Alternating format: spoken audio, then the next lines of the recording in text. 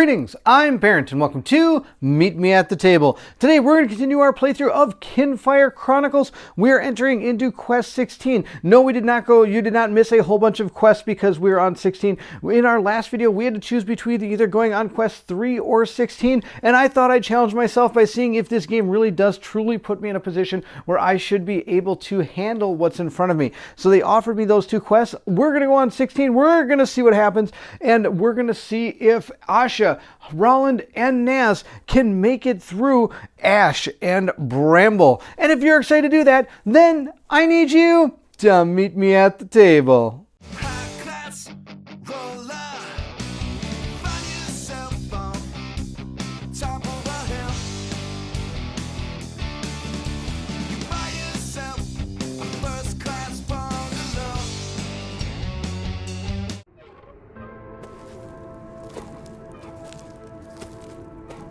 Before you reach the charred remains of the alchemist's lab, you can see Hoyt Belgar, the dwarf you met back at the inn, muttering and pacing back and forth.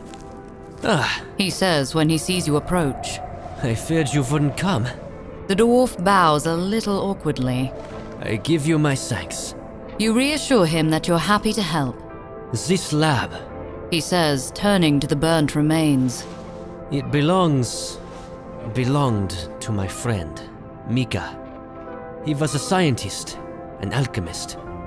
I am a scholar as well, but was never as talented as Mika. It was his obsession, really. His tools, his journal. He called it his legacy. He wanted his discoveries to make a difference, and to one day pass to his son. But now, it's all gone. His tools, his alchemical notebook. There's no sign of them among the ashes. Someone thought his life was worth taking in order to get them. Please, help me find whoever did this. Help me restore Mika's legacy. For his family. At this point, we're now going to go to 16-1 in our card stack. Let's flip over our first card and see what it says. Of course, we're going to have the great narration by Forteller tell us exactly how this goes. Hoyt nudges the charred remains of Mika's workshop with his foot. Mika worked too hard for his life's pursuit just to be sold off for some coin. Please, recover anything you can. His family, they deserve answers. Hoyt gives you a description of the Several missing large tools glass and vessels, notebook. about the size of an ankylosaurus head. An engraved silver alembic. It's an instrument. Don't look at me like that. And his alchemical notebook has engravings like Viva's teeth on the front. Hope that helps.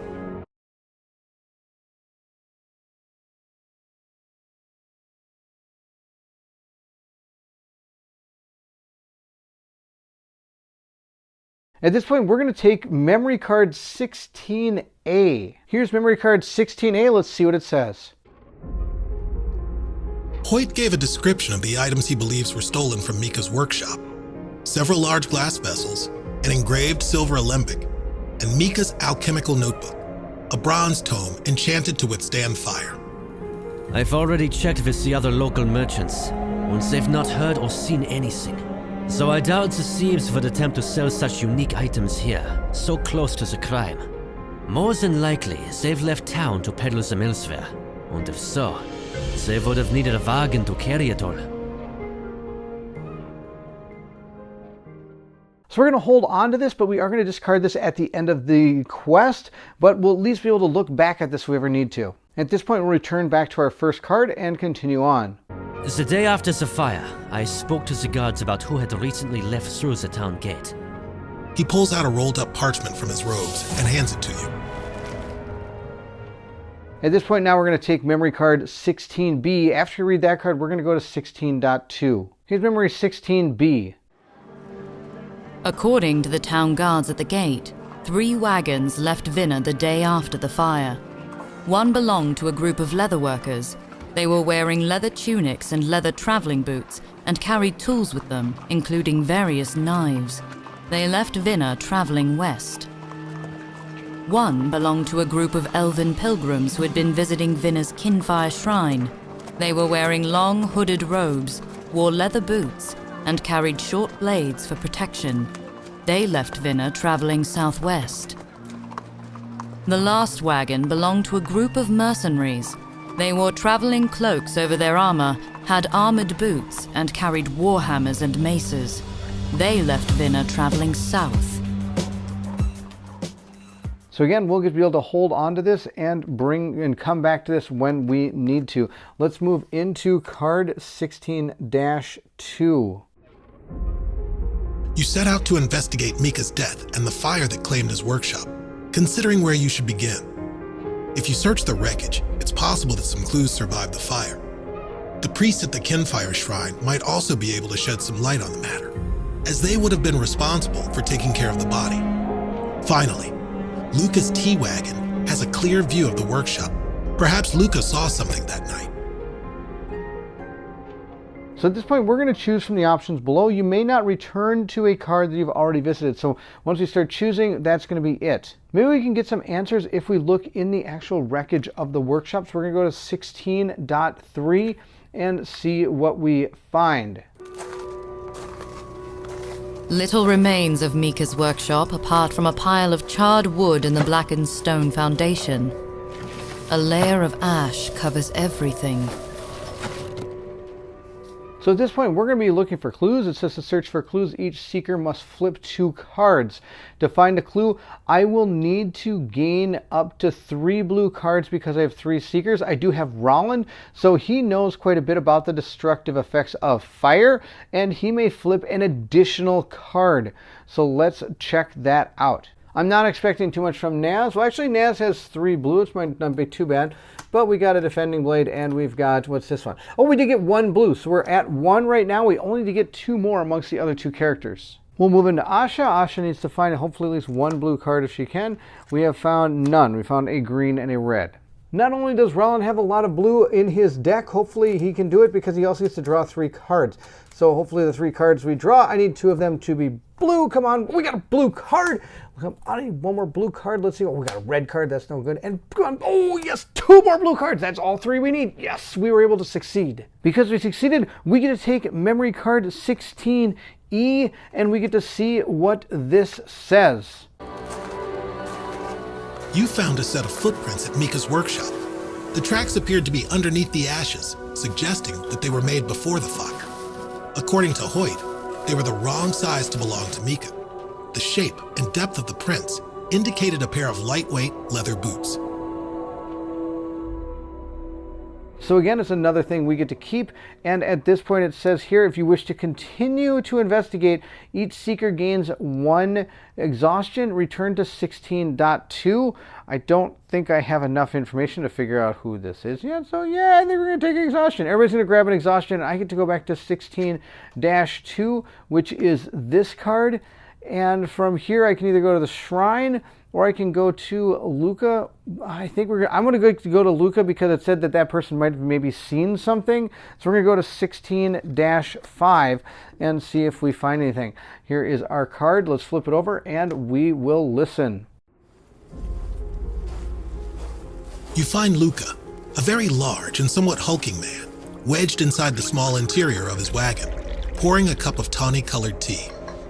Orcish blend, he says, closing his eyes and inhaling the fragrant steam. You ask him about the night of the fire. He furrows his brow, eyes still closed. I did see something. A group lurking near the workshop. Long cloaks, shadowed faces. He opens his eyes. I'm afraid I didn't get a good look at them.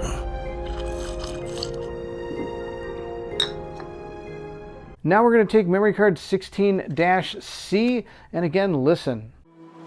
Luca's T-Wagon sits not far from where Mika's workshop once stood. He claimed he saw a group of cloaked figures lurking in the area the night of the fire. So we do have more info on what we need to deal with, and I think we might have enough. Let's take a look and do some deducting. So returning to this card here, we're going to be able to figure out who this is. The first one, it looks like, is a bunch of leather workers wearing leather tunics and traveling with boots and tools carried with them. The next one is a group of pilgrims, an elven group. They have a long hooded robes, which we did know we were seeing, and leather boots, carried short blades for protection. And the last one is a wagon belonging to a group of mercenaries. They're traveling with cloaks over their armors and had armored boots. So it's going to be this group because of the hooded cloaks and the leather boots, and they were traveling southwest. At this point, we're going to leave town. Let's take a look.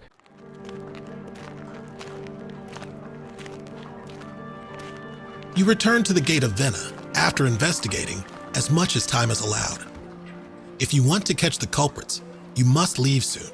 The question is, which way? We know the answer to this. We have reviewed all our memories, and we are going to be going southwest to 16-8. Here's our card. Let's take a look. You travel southwest and soon come across the pilgrim's wagon, lying overturned across the road and deserted. Around the wagon are frenzied footprints, some clearly made by a set of massive clawed paws. Inside you discover the shattered remains of Micah's glass vessels, along with the silver alembic, the sides scarred with deep gashes. So at this point, we're going to discard all the memories we gained during our our attempted, I guess you could say, our mystery. But we're going to go grab 16F. You caught up to the pilgrim's wagon on the road southwest of Vena and discovered that they were indeed the culprits who murdered the alchemist Mika and stole his research. The pilgrims themselves were nowhere to be seen, but inside the turned-over wagon, you found the smashed remains of the glass vessels from Mika's workshop, along with his silver alembic. Deep gashes line the sides of the alembic, and massive clawed paw prints could be seen surrounding the wagon.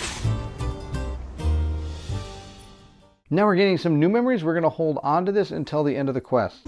Studying the tracks, you can see that the pilgrims abandoned their wagon to flee into the hills, and that some creature, followed close behind. Continuing our story, we're going to go to 1610.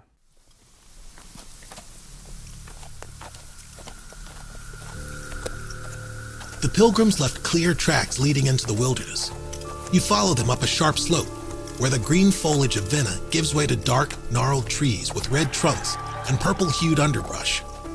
This strange landscape must have been left behind by a starless night. Just ahead, in the crook of a tree, you see what must be the body of one of the pilgrims, crushed by the thick red vines coiled around him. Judging by the tracks, at least one other pilgrim continued on. The passage ahead through the trees and thick underbrush won't be easy. So at this point, each of our seekers are going to flip 2 cards and gain 1 exhaustion for each non-red revealed. Naz calls out directions, so each seeker may count blue as red as well. That's going to be super awesome. And then after we take all, hopefully 0 exhaustion, we're going to move to card 1611. We all already have 1 exhausted card. I have to flip 2 cards, and I need either red or blue to not take damage. There's 1 red and 1 blue. We're good with Naz. I'm a little worried for Asha. These are not her strong suits here. But we did get a red card, and we got a blue card. That's awesome. Last, we have Roland. He needs red or blue. Let's see how this goes. I got a white. That's any color. And our next one is red. That's fantastic. Nobody got exhausted. The trail of boot prints leads into the underbrush, but emerging on the other side are a set of much larger tracks, obscured by the mud. You follow the prints to a cave, where you hear whimpering coming from the darkness inside. The red vines along the walls almost appear to be moving. At this point, we're going to open Atlas Map 20 and put Ally 16A into play. If I have memory card 16F... You enter the cave to find a huge bear-like creature looming over a pilgrim.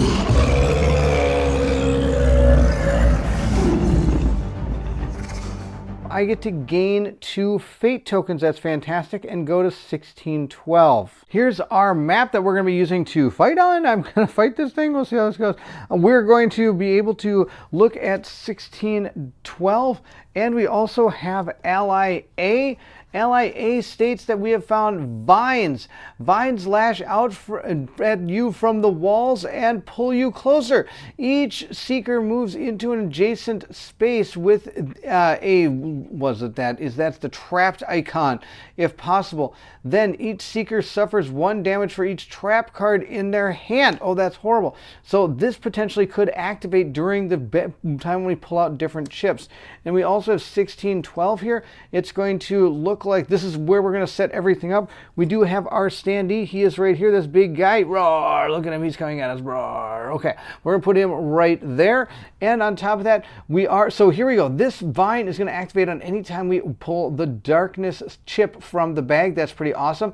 And it says down here, if seekers are defeated, go to 1615. If you are able to defeat the Ursora, then you have reduced it to 0. You're going to go to 1614. Awesome. Let's get our characters out there and start our battle. Here's the enemy we're going to be facing. It has 20 health. It's going to focus on the person with the most trap cards. Right now, nobody has any trap cards, so we get to choose who it's going to focus on. I'm going to put this on Naz. Naz is going to be the focus of attention right now. It looks like it has a giant monstrous beast, slashes with sharp gleaming claws for 8 damage, and that's going to be chips 1 through 4. 5 through 8 says the Ursora bellows and rips whatever it can reach, both you and the grasping vines, entangling it. And that does 5 damage to every person in the square. Before attacking, the Ursora discards all of the trap cards from its sheet. So trapped is pretty much worthless against this guy. The bottom one here says, with a roar, the Ursora snatches up an enemy in its massive paws and flings them against the wall. Discard all statuses from this sheet, then move the Ursaurus and a seeker in its space, if there are any, to a space containing a trap icon. That seeker gains 2 hurt cards along with the trap. Then the Ursaurus refocuses to the person with the most trap cards, which is probably the person that grabbed and ran into the trap card, or the giant vines. Wow, this guy's awesome.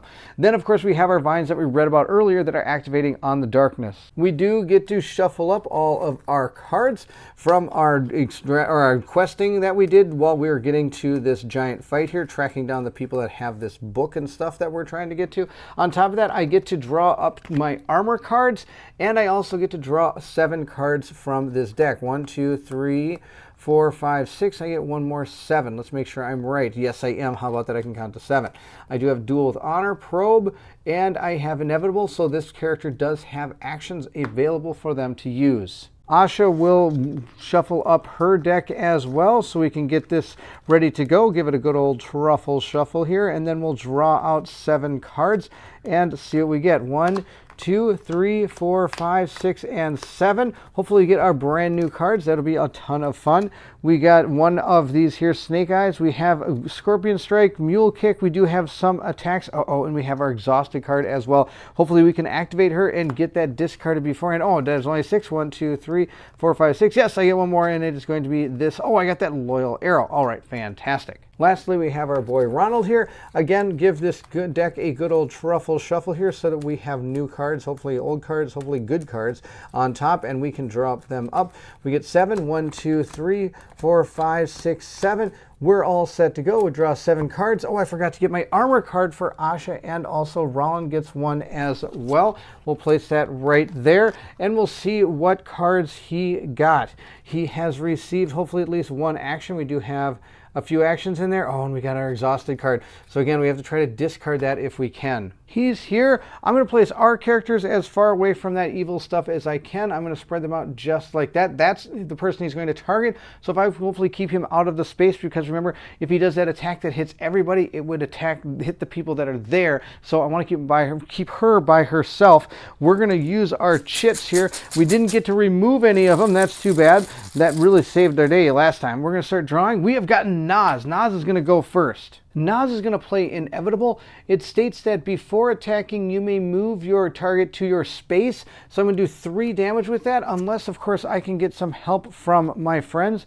That is a blue and red card. I'm going to play this from my friend Roland. He is going to give an extra damage, meaning we have done 4. Naz will move down, pulling him to that square.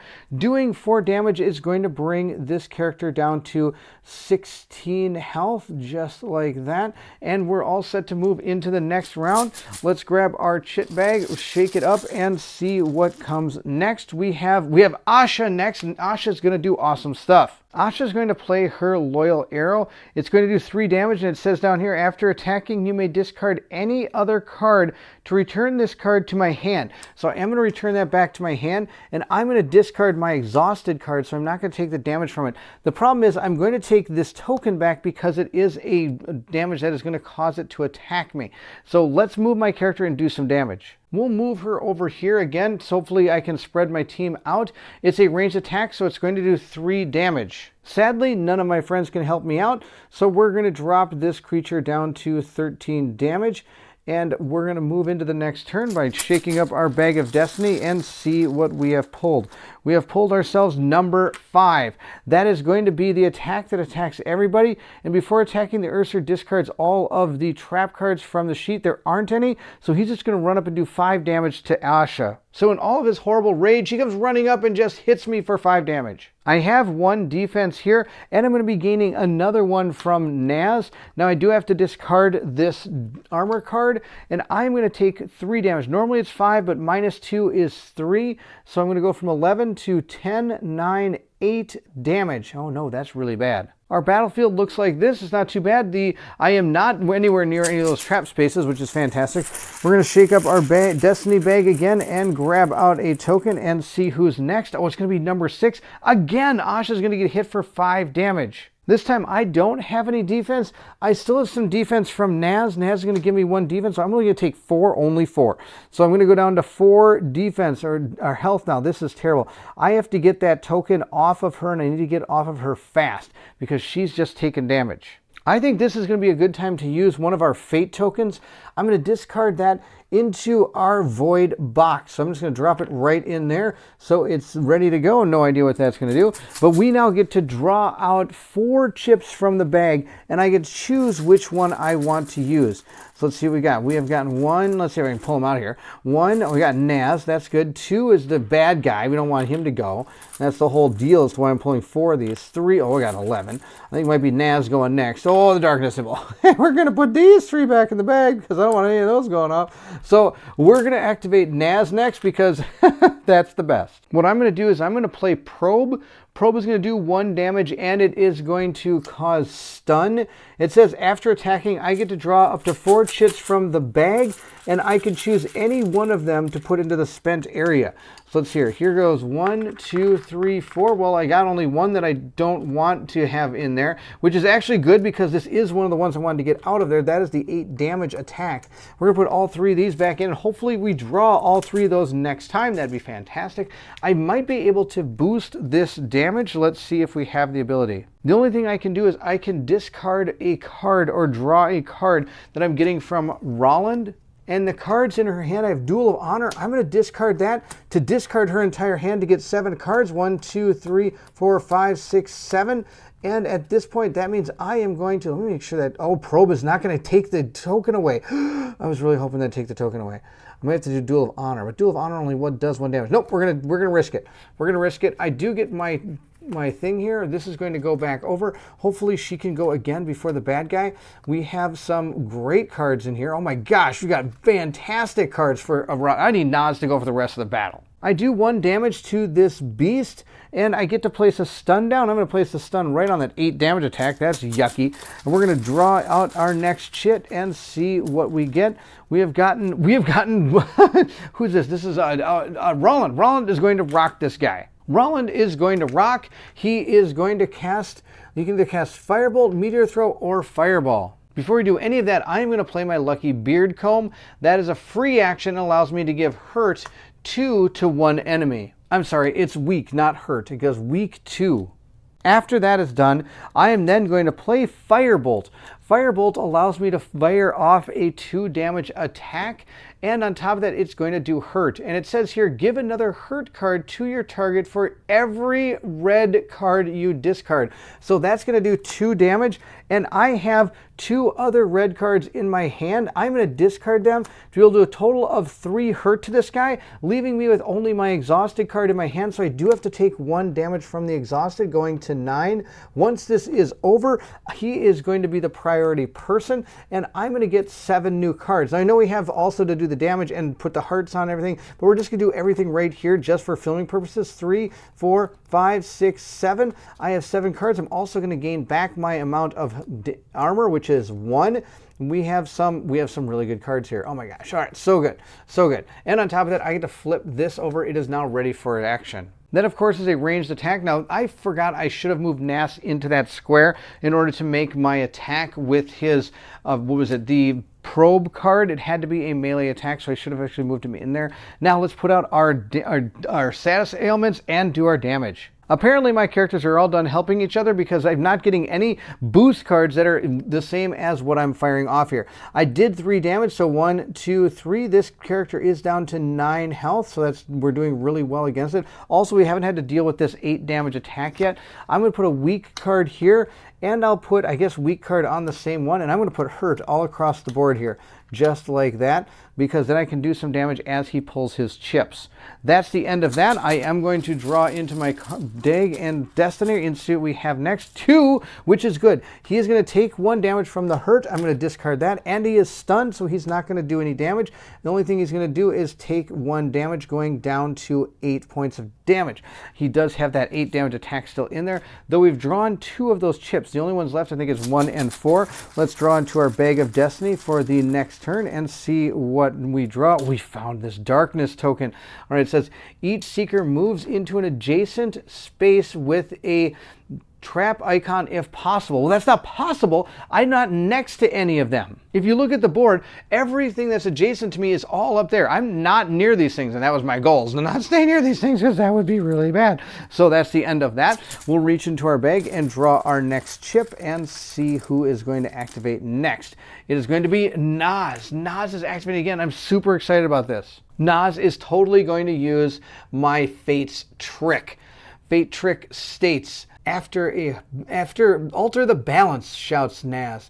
Smashing forward, her lantern releases a blast enveloping her enemy, who shrieks and clutches their head. So at this point, I am going to be able to do 5 damage. And after attacking, I can shatter one of the enemy's spent enemy chips, numbered 1 through 12, removing them from play for the rest of the battle. And then we'll flip that over. We're getting rid of this number 2 chip. This thing does 8 damage. And out of here. I don't want that thing anywhere near. I'm going to do 5 damage. And I can add 2 more from our friend Rollin, making it 7, bringing our enemy down to 1 health.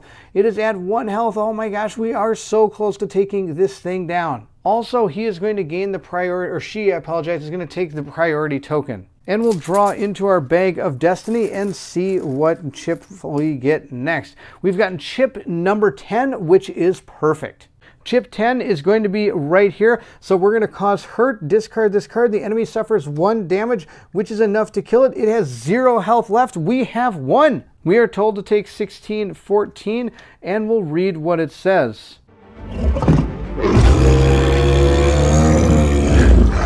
With a great bellow, the Ursor snatches the pilgrim from behind the rock where he was cowering.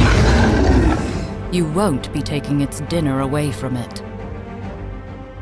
The Ursar now enters its 2nd stage. Oh my gosh, and I only got 4 points on Asha left. Oh no.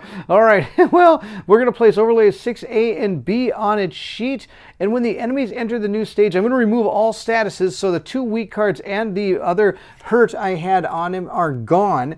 At this point, I'm also going to reset him to full health, and any leftover damage from any previous stage is ignored. Any ability tokens now on passive abilities are divided among the enemy active abilities.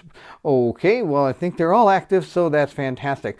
If the Seeker is defeated, I am going to go to 16-15. If it's reduced to 0, I go to 16-16. Lucky, lucky me. This guy goes to 20 health, so he goes back to full. Maybe these overlays will make it a little bit easier for me. Hopefully, I'm going to guess not. The first one is oh, this is awesome. He's holding their guy.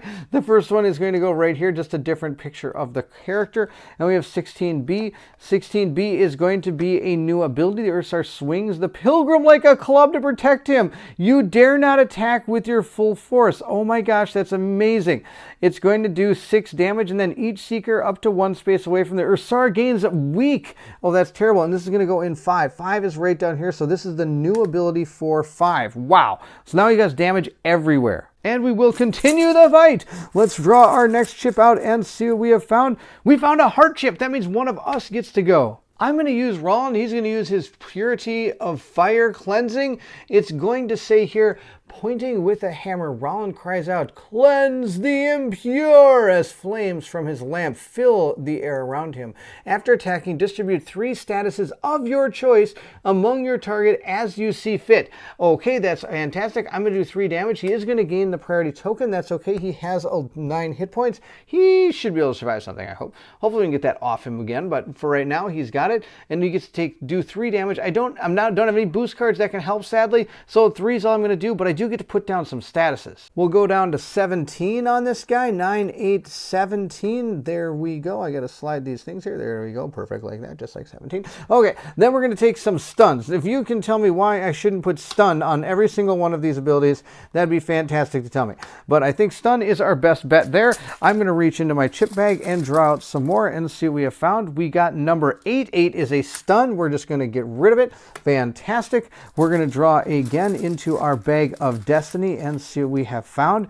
We have found number 12. 12 is stun. We're going to get rid of it. Stun is good. We're going to get rid of that card. We're going to go to the next one and see what we have found. We have found, oh no, number 11. So we pulled 3 bad guy chips right in a row. Okay, I do have an ability that can prevent that from happening. I do have this with Roland. It allows me to put that back into the bag and redraw. So we are going to redraw them. I'm going to shake those up a little bit. Hopefully we don't draw that chip out again. We'll reach in here and grab a new chip. We'll grab number 4. Number 4 is stunned. We're going to get rid of stunned. That was awesome. So that got rid of 3 chips from that bag that were all enemy activations. So there's a lot of our activations in there still and not very many of his left. We'll reach in and draw our next chip and see who it is. We are going to attack with Asha. Asha is going to move here. I have a plan. It's going to be awesome. Next, what I'm going to do is I'm going to play Asha's Dagger. This is going to allow me to do 2 damage at range, and I get to put this card on top of my deck. So we're going to put that on top of our deck and do 2 damage, bringing him down to 15. He's at 15 health now. Once that is completed, I am going to use Scorpion Strike. It states if you play an action with a printed value of 2 or less, you may immediately play this card afterwards. So I'm going to do that, doing 2 damage to this guy, and I also get to move 1 because that is part of the card. It says gain 1 movement. So I'm going to move right back into the space and do 2 more damage, bringing him down to 13 health. He was at 15. He is now at 13. Sadly, none of my friends can help me out when it comes to doing any damage. Sadly, I just realized that I had this card in my deck that I should have played before I did my super attack with him, but I was so excited to do that. So all those different stuns that came off of him all should have done 1 damage to him if I would have played this card. But I totally forgot I had that in my arsenal, so I did not play it. Oh, totally dumb. All right, we're going to draw into our magic bag of destiny here and see what befalls our heroes. Nothing, because it's going to be Naz going next. Naz will play Defending Blade. It's going to just do 3 damage. It's going to take the priority target back to her, and I'm going to gain 1 shield at the end. Now remember, this is one of the new cards we just bought. So that 3 is going to bring him down to 10 health. So we're really close to taking this guy out. We're halfway there. I do get 1 more armor card for our character. She now has 3 armor cards in her arsenal. I would like to move her out of that space, but I know the only space I can go to is here. That isn't next to one of the bad spaces on this map. So sadly, I'm going to keep her right where she is. We're going to draw our next token and see what happens. Hopefully one of our characters goes, not this evil thing. Oh, it's going to be Asha. Asha is going to go next. Interestingly, we have a small problem here. So the way this works is I'm allowed to move, and then I can either play one or resolve one action card or pass and draw or discard one card. I'm actually going to discard a card. I think I'm going to discard this Mule Kick card over to here. The reason I'm doing that is these cards are going to give me back that token. If I get that token back, my character will be dead if this thing attacks. So I don't want to have that token at all on this character. So hopefully discarding these cards will allow me to get my 7 new cards and be able to flip this over and be able to use it, though I'm sure this thing also has, oh, this is also not going to make it attack me. So we need to get rid of this as fast as we can so we can get that card up and running and be able to attack for 6 damage. There are a lot of tokens in the spent token bin, and 3 of them are already Asha's, so in order for her to actually do that maneuver, I'm going to need to spend one of the heart chips to be able to, 1, discard the card, and then the other chip, maybe be her or a heart chip, to be able to activate that ability. So let's draw in here and grab another chip. We have gotten Roland's chip. Roland will attack next. First, Roland is going to put that Leech Charm out, so every time that I'm able to discard one of those statuses from the enemy, he's going to take 1 damage. That's what this card is going to do. That's a free action. Now, sadly, the only 2 attacks I have are Well-Timed Blow and Foxfire, sorry. And Foxfire is going to do 2 damage and also hurt him. And look at this. It says, after attacking all seekers in your target space, may discard or draw a card. That is fantastic. This one is going to be really, really super good once we get a bunch of statuses on our target. So we can't really work on that yet, but this is like a super amazing card to have happen right now. We're going to do this. After attacking all seekers in your target space, may draw or discard a card. So I'm going to do 2 damage. Now, sadly, I can't boost it with anybody because nobody has boost cards. They're going to help with blue, but that's okay. 2 damage is fine. We'll drop his life total down to 8. And now I get to put a hurt card on something. I put a hurt card right there. That attack is terrible. And now I get to discard or draw a card. We are going to draw a card for Naz. Naz is going to gain Probe. That's fantastic. I can redraw a chip. That is perfect. And then Asha is going to discard that card. Sadly, discarding both those. And she's been keeping this the whole time, but nobody's attacked with green, which is really sad. I'm going to draw 7. 1, 2, 3, 4, 5, 6, 7. I believe one of them is the daggers we put on top. But we also have some other cards. Hopefully we can help now with red, which will be very good. And of course, I get to flip over my lantern card. This is going to be super good. It states right here, eclipse the sight, whispers Asha, like a candle being blown out. She vanishes. Moments later, a thin wound seems to open by itself on her enemy's leg. So let's hopefully have that happen. That would be super, super good. That'd be 6 damage. But only the Bag of Destiny will decide if that happens. Let's draw our chip and see what we have. We have found number 11. Before that activates, who is this? This is Naz. Naz is going to play this card to put this token back into the bag, give it a good old truffle shake here, and shake it around a little bit, and we're going to draw a different one out. We've drawn number 1. Oh, no, 7. 1 and 7 are both terrible. Our giant monster is going to move over to this square and attack Roland. Roland has the priority target token, and he's going to take 5 points of whirling, slashing, super damage over here because this thing is going to attack everything in its square for 5 damage. Roland does have 1 armor card, so he's going to go to taking only 4 damage. And when I redrew Asha's cards, I should have given her an armor card. I forgot to do that. He's going to take 4 damage because he has 1 armor card. I also have an armor card on Naz that I'm going to play, so now that's only going to be 3 damage to him. And then I've got a double armor card from Asha, so that's going to be down to only taking 1 damage.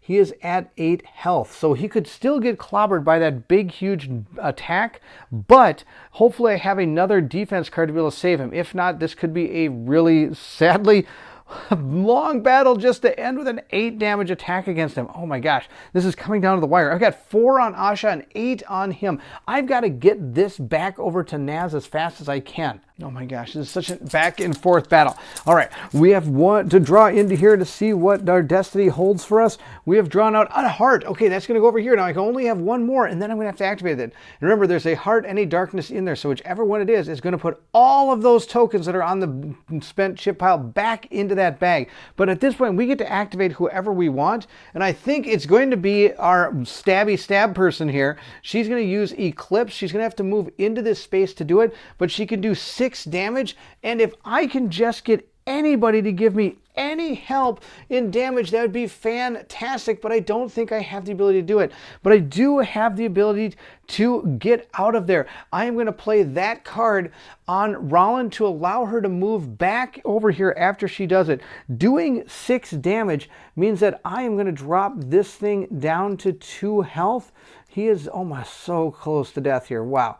All right, he is at 2 health, and I am going to read the bottom of the card. I don't think I even need to play the move card. After attacking, you may refocus each enemy focused on Asha to another seeker of your choice. So that's not going to happen. I don't have anything focused on Asha. So it is still focused on Roland. Oh my gosh, this is going to be coming down to the very, very end wire here. Let's shake up our Bag of Destiny and see who is going to be drawn out. We have got number 11. Oh no, this could be really, really bad. Good news, he takes 1 damage from the hurt card. Bad news, I'm going to have to deal with this attack of 6 damage. And I don't think I have anything that can help block it, but we're going to put that token up there. Oh my gosh, all right, 6 damage. Then each seeker up to 1 space away from me is going to take a weak card. So all of our characters are going to have 1 weakness.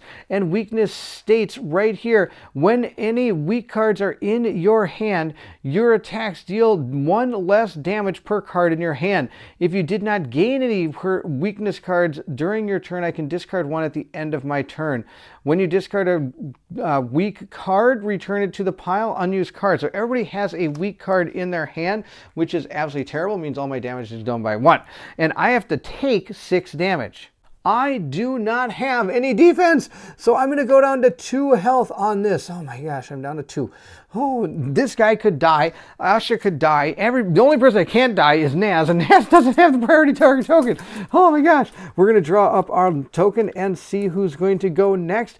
It's going to be Rollin. Maybe Rollin can do something for the win. Let's see what he has here. He has Well-Timed Blow. Well-Timed Blow does 1 damage, and he does 2 for each other status target. Oh my gosh, that's not going to help me at all. Unless any person here can help boost his damage, he is not going to be able to kill this thing with that card. And I don't have any other way of boosting damage. Oh no, so I could play this and do the 1 damage, which is going to be 0 because of my hurt card or weak card. But it does get the weak card out of my hand. I guess that's what we're going to have to do. So we're going to play that. We're going to discard our weak card. I'm not going to do any damage. I'm going to discard my hand, and we're going to draw 7 new cards. 1, 2, 3, 4, 5. I'm going to shuffle these back up, and we're going to draw some more. Oh, wait. We won! We won! Look at this, my Leech Charm. I totally forgot about my Leech Charm. When you discard a card from the oh no, I did do that. We didn't win yet, Barrett. You're so good. Well, you should have won if you would have played that at the right time. That would have been the best move you could have done the whole game, but you didn't. 1, 2, 3, 4, 5, 6, 7. I get 2 more cards. Flip this back over. And let's see what we have found. 1 damage, we have a test of metal, we have some well-timed blows, we've got lots of fun stuff, we've got a party going on. At this point, we'll draw our chips. There are so little chips in this bag, it's unbelievable. We have drawn our heart chip. Oh, I think that sealed the deal. I think that sealed the deal. We can choose any one of our characters to go. Roland only has 2 health. Maybe he can take this guy down just for fun. What is this? All enemies suffer 1 damage per status on them. I don't have any statuses on them. Do they have anything? Oh, here we go. Hammer and tongs. All right, you want to win the day here? Why would you do that? Let's do your super move for the win. Boom! 3 damage. That's going to do it. I'm going to use my super move. That's what they're for. They're for super wins. He's going to move 1 square here. Boom! Blow that guy up. Super dead. Oh my gosh, that came down to the wire. So close. Interesting enough, that would have put all the tokens back in, but we only had like this many tokens left in that bag. Not very many. So we used quite a bit of these chips during this fight. That was an awesome battle. Wow. Rollin down to 2, Asha down to 4. I did not do any of my moving that token around very well at all. I kept it on the guys that should not have the token, but that's okay. We won. It was super fun. We were victorious. We get to read card 1616.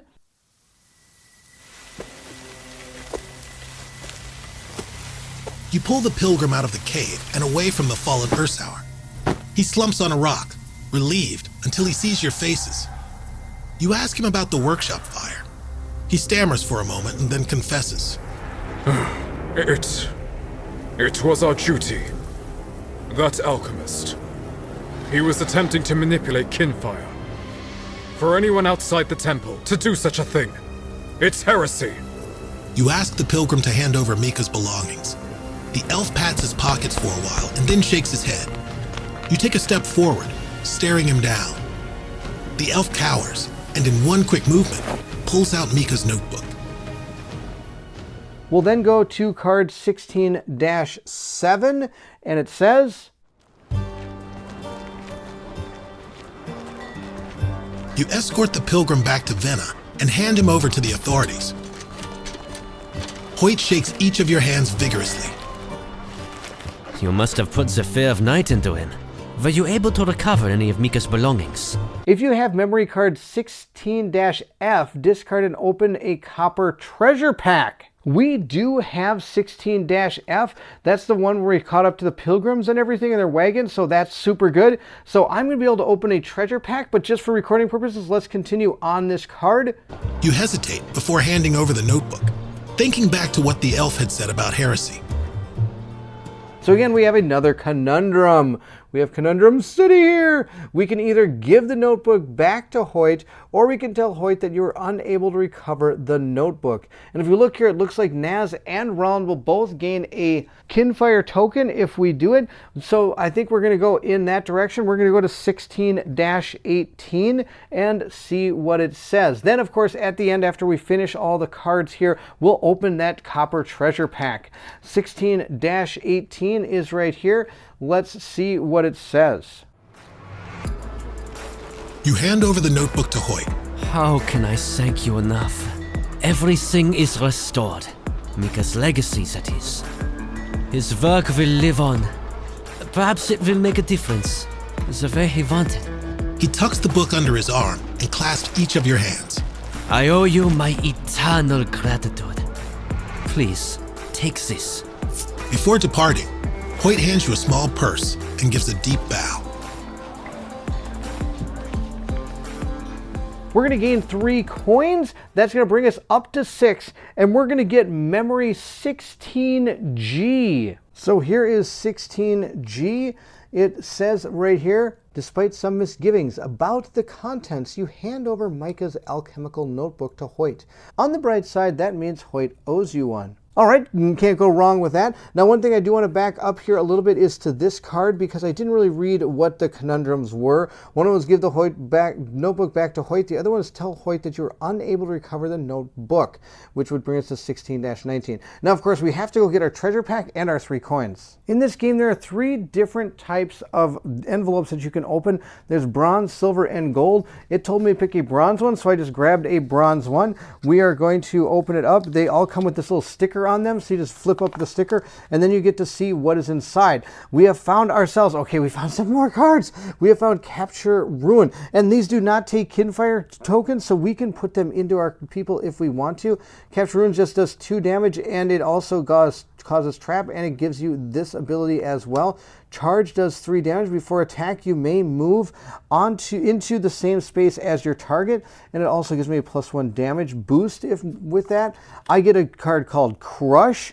It's going to do 1 damage, and it also says +4 damage if you discard a defense card. All right, so I can do 4 more with a defense card. That's awesome, and I get to boost an attack. Look, I get another charm, a Shadow Charm. This is when this card is in play. Each time an enemy leaves your space, you may give them the weak and follow them. Oh, that's really good. All right, and then we got another Crush card, same thing. It allows me to put that boost in, and then we have Mystic Force. Look at this thing. Mystic Force is a completely white card, so anything can help boost it and do damage to it. It is going to cause it to attack it. It says, after attacking, you may move your target 1 space, and of course, I get the Mystic Boost card that allows me to do that. Okay, so when we get back to town and rest somewhere, we could change out any of the cards we have in our decks for any of these. That is super, super cool. We've only gone through 3 quests, I think, and we have tons of cards that we can help customize our characters from, and of course there are so many more loot packs to open as well. It does say we go back to town and we get 3 town actions, but we're going to do those in the next video. This video was super awesome. We were able to fight this Ursar, and we even actually solved a mystery as well, which was really kind of fun. So there's some neat different ways that the quests are playing out. We're not just going from point A to point B. There's like a neat little mystery you had to solve, but of course it did end in a big battle, and it was a really fun battle. It was the funnest battle I've had in this game so far. Super, super cool. This thing had 2 stages that were super neat. Of course, we didn't see much of the mechanics of the actual vines, and maybe that's a good thing because vines are super scary and evil. So there you go. I hope you enjoyed the playthrough. If you did, don't forget to like, subscribe, and hit that bell symbol so you know when more content for Kinfire comes out. Also, please feel free to leave anything in the comments below. I would love to hear from everyone. If you're interested in supporting the channel, please check out my Patreon. It is also located in the description of this video. Those that have already helped support the channel are located here on the screen. Thank you so much for your patronage. It means the world to me. If you do join the Patreon, there are different perks that you get. One of them is that you get to watch all of my playthrough videos come out usually about a day or 2 ahead of time without commercial interruptions. Also, as time goes forward, I am going to now ask my Patreon supporters if any of these cards should be put into our decks as we move forward in the game. Maybe they can help us decide how our characters are going to move forward as we play through it. It's going to be super fun to have your input in it as well. So there you have it, Kinfire Chronicles. We actually put something in our Fate box or Void box, so it'll be interesting to see what that happens as we go forward too. That'd be really cool. Okay, that was fantastic. That was super fun. That was Kinfire. And if you're excited to see more, then I need you to meet me at the table.